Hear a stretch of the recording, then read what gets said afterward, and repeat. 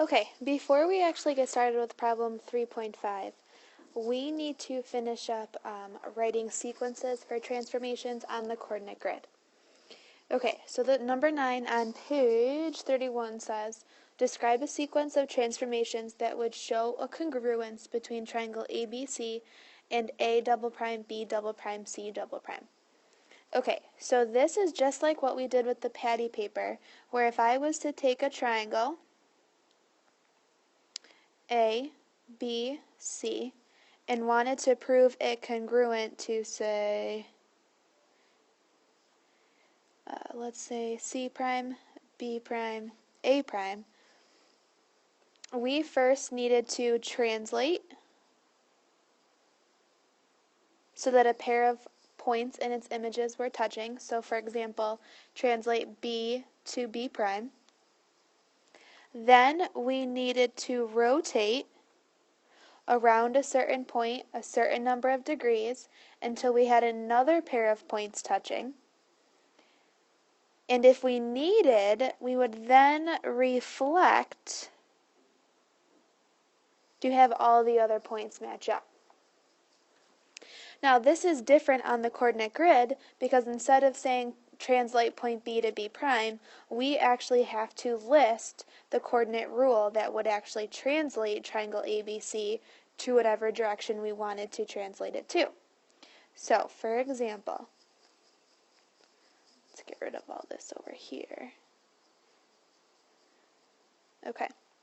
What's nice about the coordinate grid is now that we have all of these lines on our grid, we're able to use them. So, before, if we wanted to reflect, we actually had to have 2 points matching up that made a line of reflection. But now, if we wanted, we could use our y-axis as a line of reflection. We could use our x-axis as a line of reflection. We could use, say, x equals -2 as a line of reflection.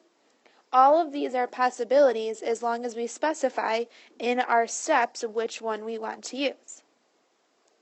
Now, when you look at this, you might see different transformations you could use to take ABC onto A prime, B prime, C prime. The first thing I notice is that ABC is facing towards the right, where its image is facing more towards the left. So the first thing I think of is I'm probably going to need a reflection. Okay, so I'm going to show that my first step is going to be to reflect and tell me the triangle, so ABC, over, and then tell me the line of reflection. So we're going to reflect over the y-axis. Okay, so this line right here.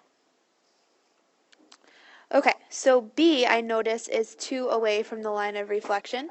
So B prime is going to be 2 in the other direction. Same with A. And C looks like it is 5 away. Okay, so I'm going to go then 5 past. Okay, notice how I didn't just write this step, I then graphed the in-between phase. Okay, so when you're on grid, if I say that my first step is going to be reflection, then I need to see where your reflection ends up. Okay, so now I notice all I have to do is slide A prime, B prime, C prime onto its double primes, and it should match up perfectly. Okay, so because it's a slide, we are going to show that we need a translation. So I'm going to translate, but instead of writing until B matches to B double prime, we are going to use our coordinate rule. Okay, so I know that I'm going to have to move 1 to the right and then down 5. So to move to the right, we know that means we need to increase our our x coordinate. And then to go down 5, we're going to decrease our y coordinate by 5. If I follow the same rule for A prime and C prime, 1 to the right, down 5, I'm on A double prime. For C, 1 to the right, down 5, I'm on C double prime. Okay, so after the reflection and the translation, Triangle ABC matches up perfectly to triangle A prime, or I'm sorry, A double prime, B double prime, C double prime. Okay, what I would like you guys to do is to answer questions 10 and 11 on the bottom of page 31. Okay, work through the examples on page 32, and then have me come over and check them. Thanks.